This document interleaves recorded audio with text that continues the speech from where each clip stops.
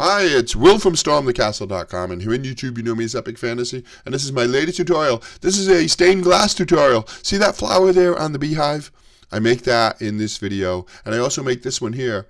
And it's kind of interesting, the idea about this. And today we put bees in 2 new beehives, so that's kind of exciting. I got a video coming up about that. It's really fun. I also have a video about that. I also have a video on how to build those beehives coming up. But anyway, this is a stained glass tutorial. I'm going to show you the whole process of making stained glass, how I did it, how you can do a simple project like this, which is just kind of neat and an easy way to learn stained glass making. And then I will actually, take it out to the hives and mount them right on the hives and show you all of that too. So stay tuned. A fun little video. Dioramas, origami, catapults, and treasure shades, telescopes, terrariums, bonsai trees, and paper games, swords and shields, and real blacksmithing, model rockets, animation. I teach the art of real creation. StormTheCastle.com. Let's make something. Alright, so I was thinking about what could I put as an ornament on the beehives? Because people like to do that. It's kind of fun. Different things, they can do all kinds of little techniques. You can paint on them and, do stencils. And I thought, gee, a stained glass little thing would be kind of neat. And I thought about it, and I came up with the honeycomb idea. I said, gee, that's kind of just a neat little idea if I could do something with honeycomb shapes, because it's a beehive, right? So I cut out a bunch of honeycombs in paper, started laying them out and seeing what looked attractive, what would be nice, until I finally just came up with the flower. And I was like, hey, I like it because it's almost 2 layers of creativity. I'm using the honeycomb shape to represent the bees, and then I'm also using the honeycomb shape to make flower shapes. So that's just kind of fun because that's bees too, so I said, all right, 2 new beehives, and I'll do 2 different types of flowers. One of them, I'll use a yellow glass that's very much like honeycomb. So I laid it all the pattern, had my pattern. So what do I do now? I drew that pattern on paper, and now I'm going to cut the glass to those pieces, and I'm going to need 7 pieces per flower, so 14 altogether. And cutting stained glass is really very easy. You can get good at it in no time at all. Watch this. Watch what I do here. I lay it on the template so I can see it through the glass, and then you just run your glass cutter on it. Put a little oil in the glass cutter and run it right like this. And you don't even have to press that firm. I was pressing pretty firm, but you get really good at cutting. And then look at that snap.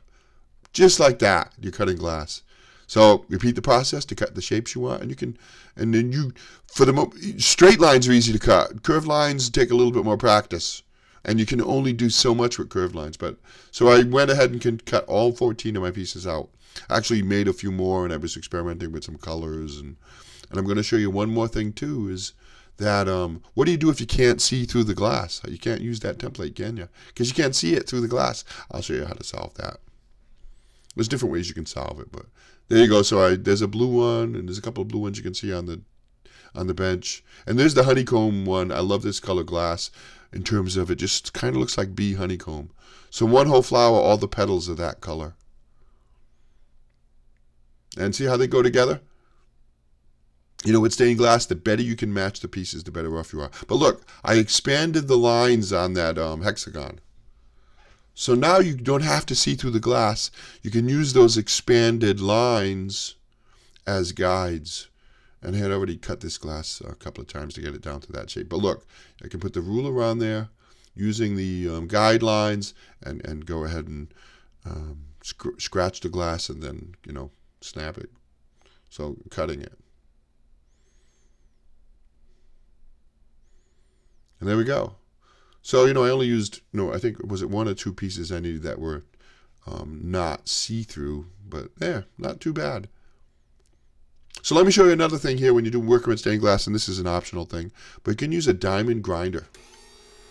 And it really is nice to have. And you can get a small one like this, little graphette for I think it's like 25 bucks. To clean up the edges, you can do some shaping with it. It's really, really nice. I love that. It helps a lot. But it's totally optional. If you want to start out with some stained glass, you don't need one. You're going to want one after a while, but, it's wet. The water goes in there, and it keeps everything wet. It keeps the glass dust down, and it keeps everything cool. So I went ahead and did a little bit of shaping on all the pieces and cleaned up the rough edges, the sharp edges on them. And then we have our two flowers. There we go. So now what do you do next? Now we have to assemble them together, make it into individual units, and we do something called copper foiling. It's copper foil, it's a tape, and it has a backing on it. You peel the backing off, and it exposes an adhesive. The back of that copper has an adhesive on it.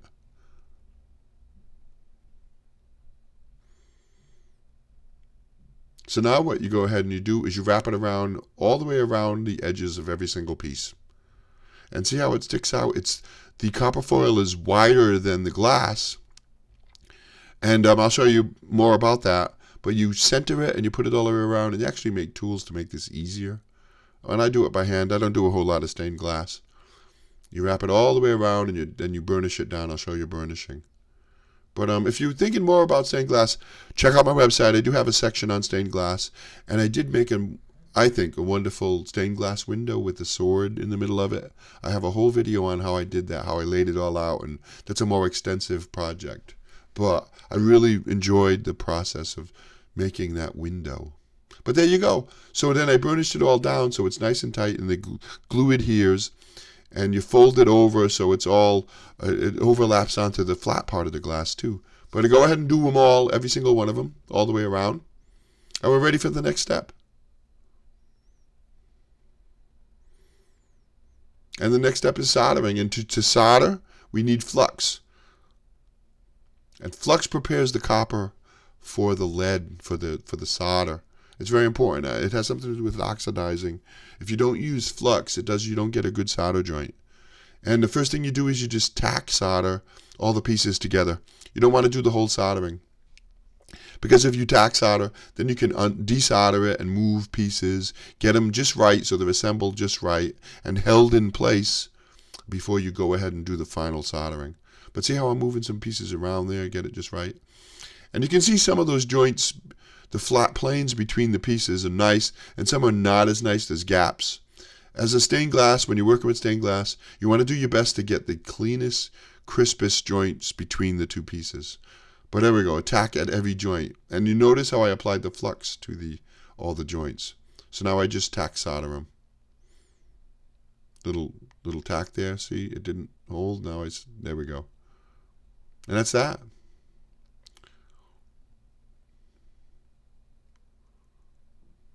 See, so you can desolder, move them around, try them again, resolder, and then you get it all right. When you get it the way you want, you're good to go. Now you're ready to go ahead and solder.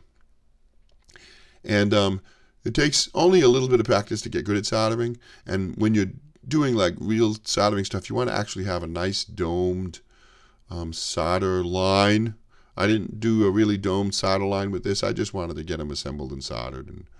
But apply flux to all the copper, all your joints between the pieces.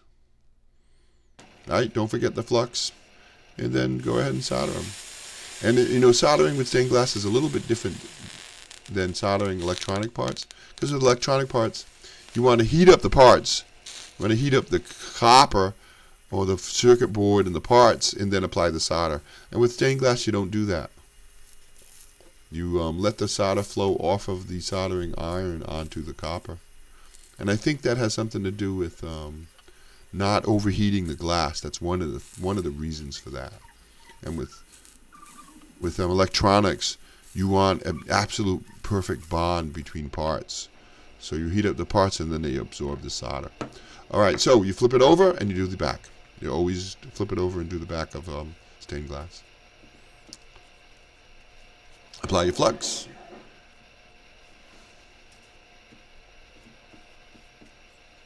And solder it, and I'll speed this up so it's not, you don't have to. But they make kits, you can buy a kit that has everything in it, everything you need, including a bunch of pieces of stained glass. I took a trip to Hobby Lobby, boy, they have a whole setup with lots of, the one I went to anyway, a whole setup with all kinds of wonderful stained glasses, sheets of them like a foot by a foot square, just wonderful. Just some of them are very expensive and beautiful glass though. But I hadn't done stained glass in a while since that window, or maybe the stained glass dagger. And I thought, hey, this is great because now I can do two things, because this is a bee video, and this is part of a bee video coming up.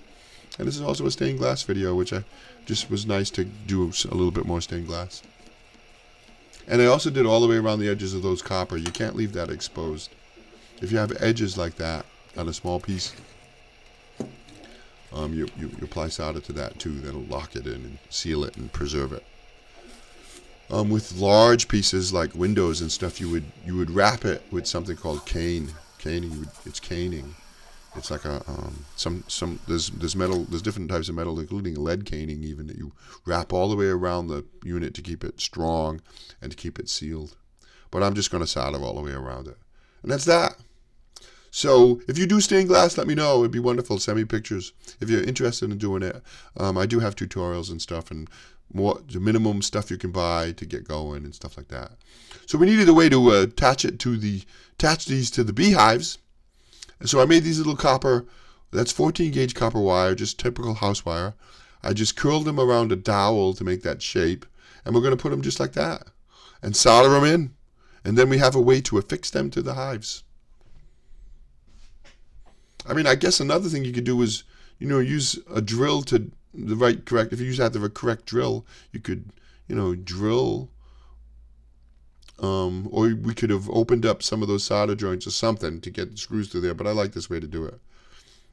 I soldered them, and it took my time, and I ended up, I don't show you here, but I went over them a couple of times to get them really strong, because I didn't want these to break off or anything. I want them to be a nice solid connection, so because that's what's holding these little stained glass objects on the hives. And each one gets 3. And there you go. Take a look. 1, 2, 3 copper little circles for the screws. And I don't know if I mentioned this, but I did pre-measure ahead of time the screws I was going to use, the stainless steel screws I was going to use. So I made sure the holes were the right size, and I chose a dowel that was appropriate. So let's put them on the hives. And today we actually poured the bees into the hives, which was a lot of fun. I got a video coming up. See how beautiful that hive is, the wood of it. And we stained it and we sealed them. And today we added the bees. So it's pretty exciting, day in May for us. And so there we go. I marked out where I was going to put it with a pencil. And then I, just punched 3 holes in the pine to start the screws, and then I actually screwed the screws in and then took them out, because then I had a good guide, I guess a pilot hole you could call it, and then mounted them up. See, and if you're doing an outdoor application like this, you want to use stainless steel screws so they don't rust. And that's that. 1, 2, and 3, and this one's on. That's the bright flower with the yellow, red, and blue. And then I did the honeycomb flower. That's got the honeycomb color. Let's back up and take a look at this. Nice. Not bad, huh? Just adds a little bit. There's the honeycomb flower. Adds a little bit of interesting look to the beehives. So stay tuned for the beehive videos. They'll be coming up. I might get 2 videos out of it. I'm not sure yet. But how to build those hives from a kit. You buy a kit. It's cheaper. And you put the pieces together, and then you stain it if you prefer, and you seal it with something, or you paint it or something like that. And I think I got a little bit here of pouring the bees in the beehives. Oh, and I do have a video on that whole process if you're interested in starting up a beehive. There we go. The bees, a little bee flower, honeycomb bee flower. Thanks. Shake, shake, shake. Shake your bee box. Shake your bee box. Shake your bee box. Shake your bee box. Thanks for watching that video. I hope you enjoyed it. If you're a subscriber, thanks for subscribing to my channel. If you're not a subscriber, hit that button. I always have lots of fun and interesting and very creative projects. I do 2 new ones every week. As an example, here's a couple more videos you might want to watch.